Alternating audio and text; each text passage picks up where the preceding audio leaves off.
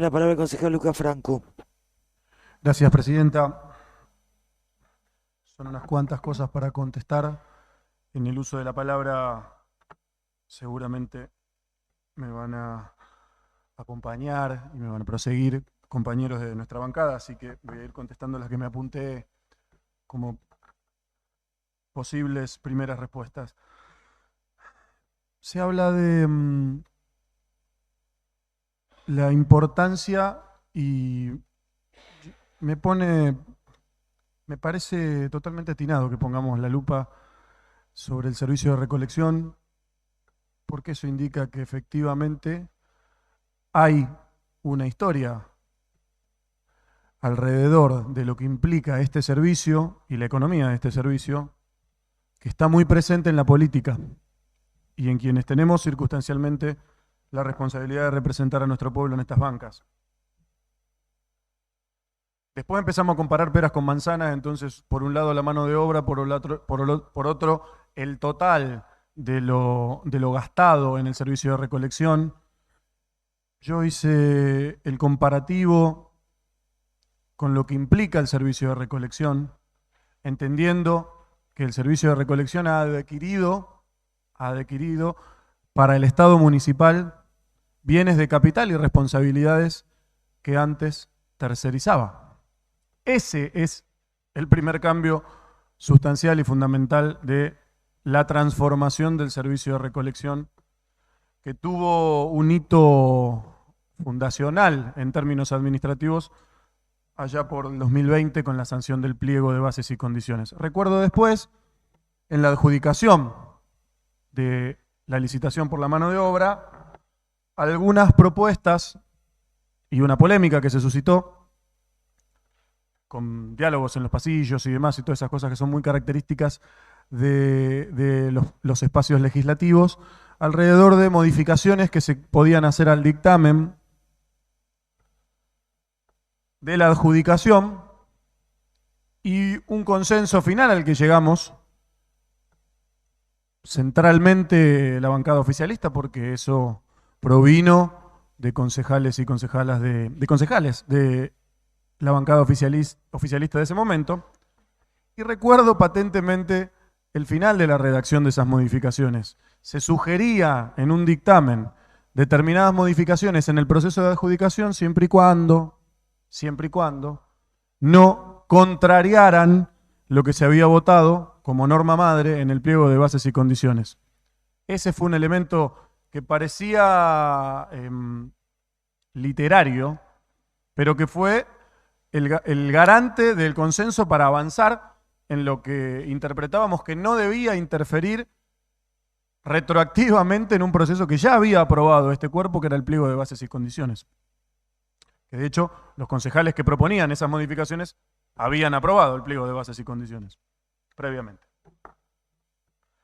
Cuando yo mencionaba los aumentos, el pliego de bases y condiciones anterior tenía una fórmula polinómica que planteaba las redeterminaciones que era muy difícil de desmenuzar. Yo planteé que de contrato a contrato solía haber aumentos que rondaban el 100%. A miembros de la bancada opositora de ese momento, esa propuesta les parecía un lujo para Moreno. Yo lo dije cuando discutimos el pliego. A miembros de la bancada opositora de ese entonces les parecía un lujo esa propuesta que planteaba, entre otras cosas, un 100% más caro el servicio a partir del nuevo contrato que se proponía para su apertura como proceso de licitación. Las readecuaciones en la síntesis que hizo la Secretaría de Economía y que compartió con todo el cuerpo legislativo tienen que ver con precisamente comparar el momento de la readecuación con el contrato anterior para poder tener una estimación de la proyección del ahorro. Por eso hay una primera cosa que a mí me surge como elemento. Acá se dijo que se dieron aumentos exorbitantes a la cooperativa a gestionar. Se dieron aumentos exorbitantes a la cooperativa a gestionar.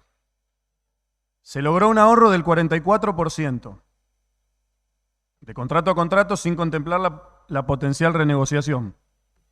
Y se aumentó la cantidad de cuadras. Se aumentó la cantidad de cuadras y se dio un aumento exorbitante. Y aún así, comprando los bienes de capital y poniéndolos en manos del Estado, hay un ahorro del 44%. ¿Qué nos dice eso sobre el contrato anterior que para algunos parecía ser un lujo? Si estuviéramos en un debate oral y público judicial, alguien podría decir, no más preguntas, señor juez. Si con todo eso que nos aterra hay un 44% de ahorro respecto del contrato anterior, no era tan lujo. No era tan lujo. El otro elemento, y lo vuelvo a reiterar, es salir a preguntarle a la comunidad si efectivamente el servicio está mejor. Viene bien el diálogo directo. Y después, aquí se me acusó de romántico, hace muy poquito, por citar alguna referencia a la literatura que a uno por ahí le gusta. Y yo le presto particular atención a las palabras y a la pluma que origina esas palabras. Hay dos palabras que a mí me gustan mucho, que son la de responsabilidad y la de la solidaridad. Y acá acabo de escuchar esas dos palabras. Me gustan las dos. Me gusta la idea de responsabilidad y me gusta la idea de solidaridad. Las dos juntas, responsabilidad solidaria, aluden a un término de la doctrina del derecho. Aquí hay abogados y abogadas, así que seguramente voy a tratar de no meterme en su métier. Pero sí, digo, entendiendo esta cuestión de la hipótesis literaria, yo escuché en dos alocuciones de dos concejales que estaban leyendo sus alocuciones la misma palabra, la misma expresión, responsabilidad solidaria. Y recuerdo en algún momento cuando se debatía precisamente lo que una de las concejalas preopinantes mencionó acerca del conflicto generado, el conflicto gremial generado allá por abril, creo, del 2021, que termina resolviéndose con la intermediación del Ministerio de Trabajo, que es quien indica que como había un conflicto gremial, no se procediera a sancionar a la cooperativa proveedora de mano de obra, porque había un conflicto sindical. Hay un acta y una intervención del Ministerio de Trabajo citando una mediación entre las partes, indicando no proceder a la sanción. Pero en ese momento, cuando debatíamos, yo recuerdo muy bien el relato acerca de otros encuentros previos a la finalización del contrato con el Trébol, y una de las cosas que la empresa El Trébol quería consignar por escrito era la responsabilidad solidaria del Estado municipal ante cualquier conflicto. Por suerte no se consignó por escrito. Pero por eso no entendía por qué me quedaba en la cabeza y hice un poquito de memoria y lo recordé. Entiendo que por eso intento ser respetuoso con los profesionales del derecho. Es un término del derecho. Quizá haya una pluma del derecho tras la sugerencia de invocar esa figura. Quizá es casualidad la previa consigna en términos literarios a las alocuciones de los concejales, o quizá es la misma pluma, no lo sé. No puedo dar fe, pero puedo hipotetizar. Por lo tanto, también, y como no soy abogado, puedo pensar en la responsabilidad solidaria de quienes políticamente, en aquel momento cuando se sancionaba el pliego del Trébol, la responsabilidad solidaria en términos políticos, no en términos jurídicos, de decir, por ejemplo, que el pliego de bases y condiciones que pretendía adjudicarle una vez más todo el servicio privatizado absolutamente a la misma empresa que tuvimos durante 2 décadas, era un lujo. Ahí había una coincidencia de 2 espacios políticos ante lo que implicaba esa propuesta que terminó siendo un rotundo fracaso para el erario municipal y para la comunidad de Moreno, porque el servicio, creo que ya podemos, y lo hemos hecho aquí, podemos concluir en que el servicio era muy malo. Resulta nuevamente coincidente la expresión de dos sectores de la política, quizá los mismos, para acudir y aludir al término responsabilidad solidaria ante la posibilidad de aprobar la rendición de cuentas de un ejercicio de administración de los recursos del Estado municipal que significó un 44% de ahorro en el servicio de recolección de residuos, menor participación en la totalidad del presupuesto y un servicio a las claras mejor, con la posibilidad de que el Estado municipal se haya capitalizado comprando los camiones que se necesitan para la recolección. Hago un clip para aclarar también que el proceso de alquiler de los camiones tuvo que ver, y ha sido explicado varias veces en estos debates, con el tiempo de espera para la entrega de esos camiones que fueron siendo adquiridos por el municipio de Moreno. Se dijo acá también, y ya saliendo de las conjeturas literarias, lindas palabras, ambas, responsabilidad y solidaridad. Se dijo también que tenemos una subejecución, y me parece que hubo hasta precisiones en los porcentajes de subejecución en las distintas áreas. Yo creo que esto surge de una confusión originaria de estar comparando el ejecutado con el vigente, lo ha mencionado el concejal, una de las voces de la bancada opositora, y no con el percibido, que es el dinero que efectivamente ingresó al Estado municipal y que pudo, por tanto, ejecutarse. Por ejemplo, en el SAE, que también se mencionó, hay un avance del ejecutado de más del 100%. No hay plata que no fue a donde tenía que ir. Esa confusión o esa mirada distinta acerca de con qué comparar el ejecutado, si con el percibido o con el vigente, me parece que es la que da origen a los distintos números a la hora de explicar el proceso de ejecución de los recursos del Estado municipal en el año 2021.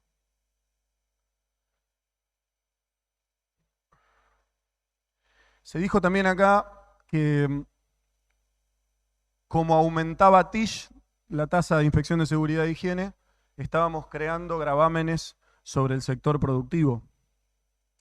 La explicación en mi alocución anterior, precisamente de el promedio de aumento en las tasas, las dos grandes tasas, tasa por servicios generales y tasa por inspección de seguridad e higiene, versus la inflación y el aumento de la tasa del índice de cobrabilidad, precisamente buscaban explicar que no se aumentó la presión impositiva ni se crearon nuevos gravámenes sobre el sector productivo, porque estamos hablando del mismo gravamen que es la tasa por inspección de seguridad e higiene, sino que se amplió la base tributaria.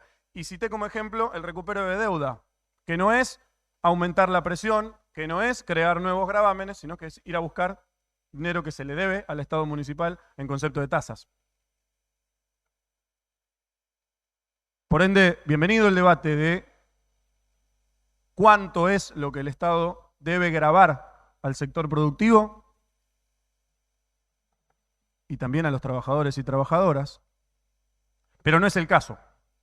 El caso de el aumento en concepto de tasa por inspección de seguridad e higiene tiene que ver con que se han cobrado más partidas de las que se cobraban, pero no con la creación de un nuevo gravamen, sino con el gravamen que ya existía, que es la tasa por inspecciones de seguridad e higiene.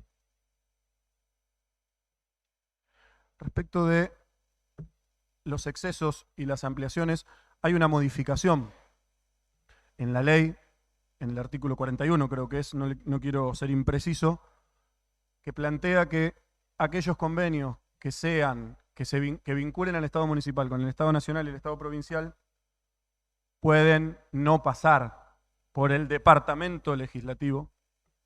La estructura de los municipios, hemos discutido muchas veces aquí, está constituida en distintos departamentos. Y los excesos presupuestarios son una cosa y las ampliaciones presupuestarias son otras. Las ampliaciones presupuestarias, hay un margen de ampliación presupuestaria que el propio presupuesto, cada vez que se sanciona, le adjudica esa facultad al Departamento Ejecutivo, y hay senda legislación que le permite al Departamento Ejecutivo ampliar el presupuesto, por ejemplo con la concreción de convenios. Cuando esos convenios se concretan, aparece el presupuesto vigente, que es esto que relataba recién, que creo yo que da origen a la distinta interpretación o a los distintos números que hemos expresado en el debate sobre la asignación de recursos y la ejecución de los recursos. El percibido, nuevamente, es el dinero que finalmente, efectivamente ingresó y va ingresando incluso a veces en términos de procesos al Estado municipal, y sobre ese percibido es lo que hay que calcular lo que se pudo ejecutar. Los excesos presupuestarios, en el encuentro que tuvimos con el equipo de economía, también incluso se relató una anécdota acerca de que a veces en este tramo incluso no solo no se usaron los fondos afectados para gastos corrientes, sino que por la demora en los procesos administrativos de llegada de los recursos provenientes de otras jurisdicciones, ha pasado que desde el Tesoro Municipal se ha adelantado algún recurso para cubrir necesidades vinculadas a los fondos afectados hasta que el dinero de los fondos afectados sea efectivamente percibido. Es decir, que se ha invertido la lógica. Los fondos del Tesoro Municipal de libre disponibilidad pueden a veces ser tomados prestados por los fondos afectados para que el proceso de la obra o de la ejecución avance, a diferencia de lo que solía pasar, que era que los fondos afectados se tomaban prestados, generaban un endeudamiento, una demora en la obra o en la concreción del convenio específico y el servicio específico para el cual estaban asignados. Y, por ejemplo, teníamos siempre demora en los gastos corrientes, por ejemplo, la distorsión en la fecha de cobro de los trabajadores y trabajadoras municipales. Que no quiero obviar cada vez que tenemos la oportunidad de analizar la administración de los recursos. Ese es un elemento que forma parte del deber ser de los estados municipales, y es cierto, aquí se ha dicho también, no festejemos el deber ser, no festejamos el deber ser, pero no pasaba, no era. Acá los trabajadores municipales cobraban en 3 cuotas y los fondos afectados se utilizaban para cubrir gastos corrientes. Eso hoy no pasa. Y eso habla de una correcta administración de los recursos del Estado municipal. Por lo tanto, nuevamente, y seguramente me quedan muchas cosas en el tintero por responder e irán respondiendo mis compañeros y compañeras de bloque, invitarnos a aprobar la rendición de cuentas, a hacer todas las consideraciones políticas que querramos hacer y que nos parezca hacer cada uno desde el sector político al que representa. Una última consideración. El esquema, la estructura del Estado está pensada, nos guste o no nos guste, para que instancias como estas sean instancias de representación del pueblo. Este departamento legislativo es, como bien se dijo aquí, la expresión más acabada de la representación directa, la posibilidad de la representación directa que hoy nos permite el sistema democrático argentino de la ciudadanía. Por lo tanto, quienes estamos sentados en nuestras bancas tenemos que representar a nuestros vecinos, tenemos que compartir la información con nuestra comunidad, tenemos que poder dialogar con nuestra comunidad, y no es métier porque tampoco no tenemos la posibilidad jurídica de resolver qué información es más pública cuando está atada a una ley o qué estructuras del Estado se desarman cuando están atadas a una ley, por ejemplo la Ley Orgánica de Municipalidades, sino que me parece que podemos asistir a la voluntad política de socializar la información que uno tiene y a la voluntad política de ejercer la representación con la cual nos han honrado los vecinos y vecinas de Moreno sentándonos aquí en estas bancas. Gracias, Presidenta.